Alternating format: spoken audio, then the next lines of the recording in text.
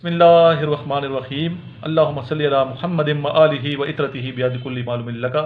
अस्सलामु अलैकुम तमाम ख़वातीन हज़रात ऐं स्टूडेंट्स। ई मुंहिंजो स्टूडेंट सिंध खां आयो आहे। इन जो ताल्लुक़ दादू खां है। तमामु डिसेंट छोकिरो आहे, फिज़िकली मज़बूत आहे। इत खां तयारी इनिशियल जे लाइ करे थो। इन खां पुछो कयो था इथां जो माहौल कीअं आहे?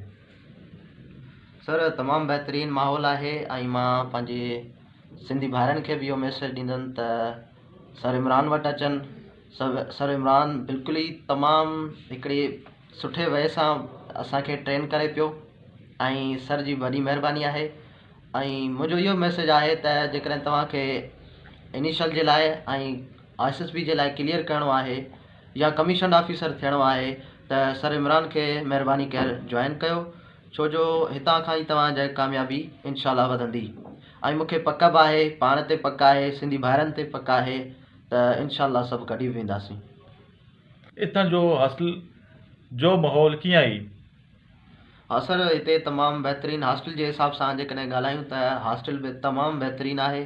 हितां जी मेस जेका आहे तमामु बहितरीनु। जीअं त सर हॉस्टल जो माहौल जेको हिते आहे तमामु बहितरीनु आहे। हॉस्टल जी मेस जेका आहे उहा बहितरीनु वजह सां ठहियलु आहे ऐं लज़ीज़ खाधा, सुठा खाधा आहिनि हिते बि ऐं एनर्जीफुल जेके आहिनि, जेके न्यूट्रिएंटफुल आहिनि, उहे हिते खाधा मिलनि था। उन खां अलावा हॉस्टल जो जेको माहौल आहे उहो तमामु सुकून ऐं अमन वारो माहौल आहे। तव्हांजो कज़न कॾहिं अचे थो? जी सर, कज़न त मुंहिंजो सुभाणे ई अचे थो।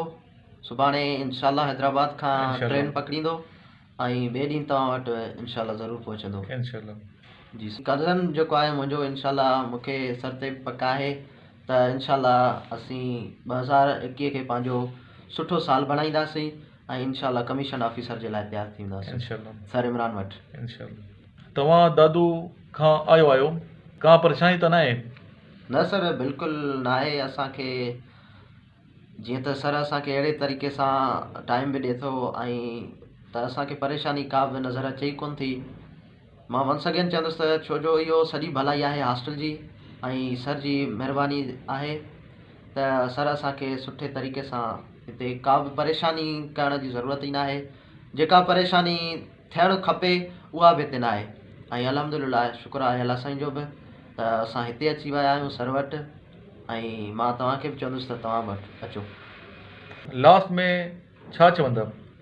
जी सर, लास्ट में मुंहिंजो इहो ई आहे, पंहिंजे सिंधी भाइरनि खे मैसेज ॾियणो आहे बसि त महिरबानी करे सर इमरान वटि अचो। सर इमरान तमामु बहितरीनु तरीक़े सां असांखे तयारी कराए थो त तव्हां बि पंहिंजो टाइम वेस्ट न कयो ऐं सर इमरान वटि पढ़ो, रावलपिंडी सेंटर। ऐं तव्हांखे जेकॾहिं कमीशन ऑफिसर थियणो आहे as a second lieutenant or major and also as a chief of army त सर इमरान खे जॉइन कयो। सर इमरान वटि नोट्स पढ़ो, सर इमरान खे फॉलो कयो ऐं इंशाल्लाह तव्हांजी कामयाबी कदम चुमंदी इंशाल्लाह। आख़िर में दुरूद शरीफ। अल्लाहुम्मा सल्लि अला मुहम्मदिन व अला आलि मुहम्मदिन कमा सल्लैता अला इब्राहीम व अला आलि इब्राहीम इन्नका हमीदुम मजीद। अल्लाहुम्मा बारिक अला मुहम्मदिन व अला आलि मुहम्मदिन कमा बारकता अला इब्राहीम व अला आलि इब्राहीम इन्नका हमीदुम मजीद।